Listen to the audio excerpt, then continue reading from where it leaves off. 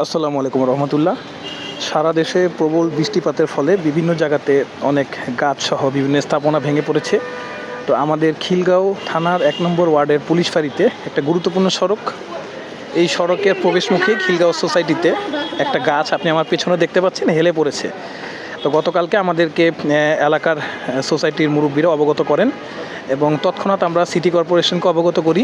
ঢাকা ৯ আসনের সংসদ সদস্য হাবিব ভাইয়ের পক্ষ থেকে আমরা সিটি কর্পোরেশনের কর্মকর্তা এবং বিদ্যুৎ অফিসের কর্মকর্তাদেরকে নিয়ে সেখানে ছুটে আসি এবং অলরেডি দেখতে পাচ্ছেন যে 50% গাছ প্রায় কাটা শেষ হয়ে গেছে।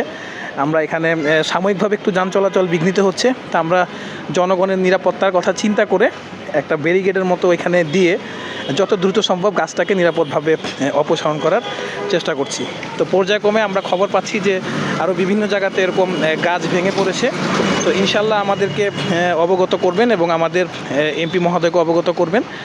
আমরা সার্বক্ষণিকভাবে সব জায়গাতে পর্যায়ক্রমে চেষ্টা করছি যে সেখানে গিয়ে বিষয়গুলোকে যতটা দ্রুত সম্ভব সমাধান করার।